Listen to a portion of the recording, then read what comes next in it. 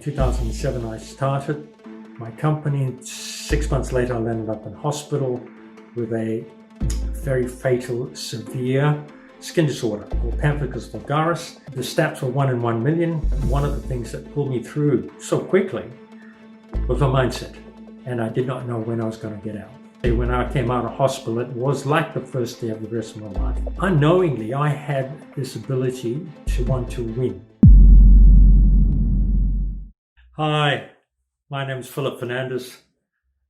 Today I'm going to talk to you about the winning mindset. One of the things that I want to share with you today to kick things off is that the winning mindset is something that never really entered my mind as a young man. The other thing I wanted to share with you before I share my entire story with you is that each and every one of you that are listening to me now have got the winning mindset in you. The difference is some of us know about it, some of us haven't tapped into it, and others maybe haven't been shown how to actually tap into it. It's all about how we think about the word winning. So let me start by sharing my story with you. Came to this country at the age of 16 with my sister and my parents. And at that time, Australia was, very Australian. And of course, I was of mixed ethnic origin, Portuguese, Dutch, Eurasian background. And of course, I finished off my schooling here, my high schooling, and moved into retail. Worked for a multinational department store and in management training, which is where I met my wife, actually. It's quite interesting, who I'm still married to this very day. After about a year doing very well, I was a bit tired of waiting, for people to come to me. I wanted to go and create the sales. I got really involved in sales because I could see how it helped others, how it transformed others. And I was pretty good at communicating at the time. It was something in my DNA. I loved it. So I pursued account management, sales representation role in those days, and added myself with at that time, a global international company in the aesthetics industry and pharmacy in other parts in that world. Very soon moved quickly up the ladder. And at the age of 28, I was appointed a sales director for New Zealand. They transferred me over there. I was originally in Sydney, of course. That's where I moved to. And then ran the country manager after that. My objective was to move us from number 3 to number 1, which we did. Came back to Melbourne. And of course, came back to Sydney. I did my own thing for a while. And another company hunted me up, and I spent the last 17 years with them, working in 3 different countries, again, right through to senior management and general management, HR directorship roles, which brought me back here to Australia. Headed up a brand for them for 4 years. I lost the passion. I left in 2006, and in 2007, created this company 13 years ago, my business consulting company. What I wanted to share with you today was all along those years, one thing that was in me that I realized now was that I had a focus to be able to want to win. I was committed at things, and when I was passionate and excited, which are the 2 ingredients, it helped me achieve a lot in life. And it was enjoyable. Yes, there were tough times, but it was enjoyable.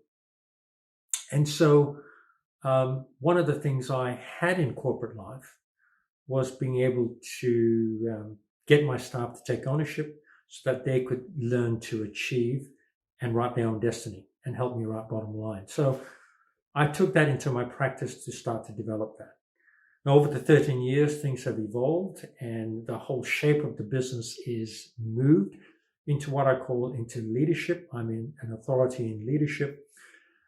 Executive coaching, employee engagement and performance, and the communication gap in between. All right, let me take you a few steps back to 2006 when I left work. In 2007, I started my company. 6 months later, I landed up in hospital with a very fatal, severe skin disorder called Pemphigus Vulgaris. The stats were 1 in 1 million. And when I said to the doctors, how serious is this? Could I die from this? And there was no answer. It got me pretty worried about my health and my future. During my stay in the hospital, I found a lot of nurses knew nothing about this particular disease. And of course, the dermatologists, the specialists there, were the ones that were helping me through it with steroids and high doses of steroids and immunosuppressants, more than some cancer patients that were living in there. It took 3 nurses 3 days every 3 days to clean me up and wash me and dress me. It affected my body, my hair, my eyes, my nose, everything. I lost my hair and I was about this big. And you know what? The doctor said that one of the things that pulled me through so quickly was my mindset. I had a very strong mindset. In fact, the nurses loved to come and see me because I would talk them through their anxieties, when they had worries, they didn't like what they were doing. I'd really take my hat off to nurses. They were really under the pump. Some other patients, how they treated them. That whenever I pressed my buzzer, they used to come very quickly because they wanted the conversation and they felt better when they left me. I made it a point to remember all their names. And you know what? It was a test for me, really thinking about where I was going at my life then, starting a business, 3 or 4 clients waiting, and I did not know when I was going to get out. Stats 1 in 1 million, which means about 20 to 24 people in Australia actually had this disease, this terrible disease, and I couldn't even find them to have a benchmark as to how they're recovering, or even if some of them were alive. Well, I made it through. I've been on medication for the last 13 years, and I'm very, very close to being in remission now. But obviously, you know, the cliche, when I came out of hospital, it was like the first day of the rest of my life. It gave me a very different outlook on, again, where the mindset can take us and how appreciative we should be about life in general.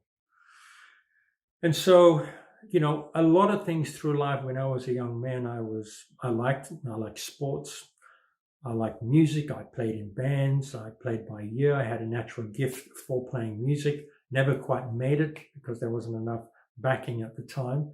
So I moved into something that's quite similar, and that was sales and entertaining others as well. But apart from all that, one thing was very much in common was my focus, commitment, my passion, my excitement. But unknowingly, I had this ability to want to win. Now, when I say winning, I don't mean winning like winning a gold medal or winning a $1 million deal.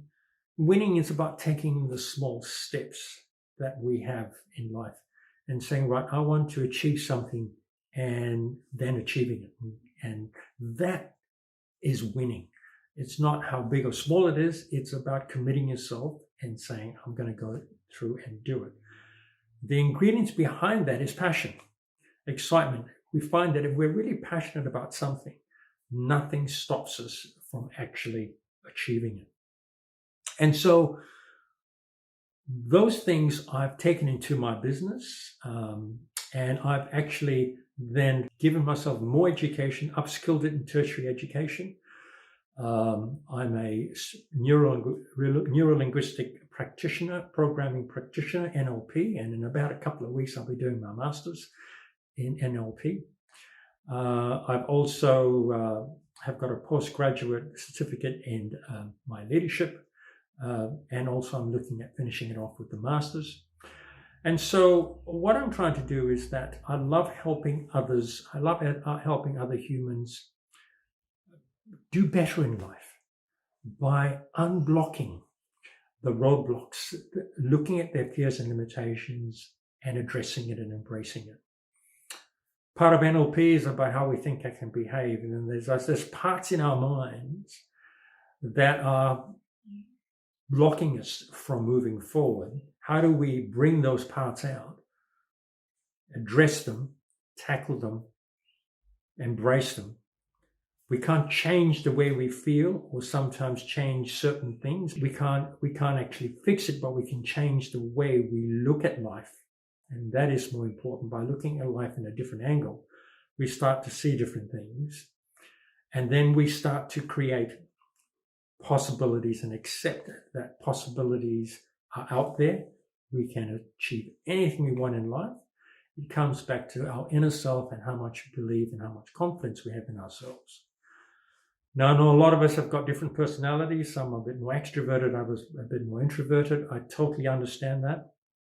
But at the end of the day, if you can rub shoulders with someone that is positive, that can help you, show you how to win at life, how to lead yourself to become a winner, even if it's winning your relationship with your partner, winning your relationship with your family, becoming better in communication, becoming better and more confident in you achieving the next job. A whole lot of different things. Addressing your own boss. There's a whole many different ways of winning at life, but it comes back to the inner self. But more importantly, it's the mindset and the self-belief that we have in ourselves. So I want to leave you with that, because the winning mindset is something we all need to embrace. I ask you to embrace it. It is so powerful and so lovely and so positive. You are winners. It's just finding what you're good at and knowing that you can win at things if you decide that you want to do it. Which brings me to the next point, and that is all about choices. We can choose to win or not. We can choose to be positive or negative. And those are the two choices that we have every day that we get up. We can choose to be a glass half empty because we're not feeling well, or we can choose to be a glass half full of positive because we've chosen that. So what is your choice every day? What do you choose? And taking that greater in life, it comes back to us about making that choice. It's about beginning to understand that we can win at life. So having said that, right now, during these pandemics, it's even more important that we embrace that. Yes, everything out there right now is it's not nice, it's not good, it's scary, it causes anxiety, it's fearful, but at the end of the day, the fact is it is up there. We can't do much about it, but what we can control is our mindset. It's about how we address that. What do we take? What parts do we take in our mind?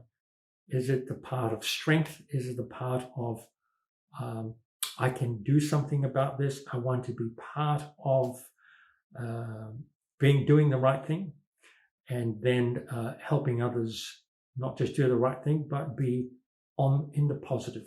So it really comes back to us. We can make every day a really positive choice. So I'm going to leave that with you to think about it, and I'm going to leave you with the winning mindset. So if you want to know more about that, you can come to my website, businesswizards.com.au, or the Winning Mindset Academy. It goes to the same space.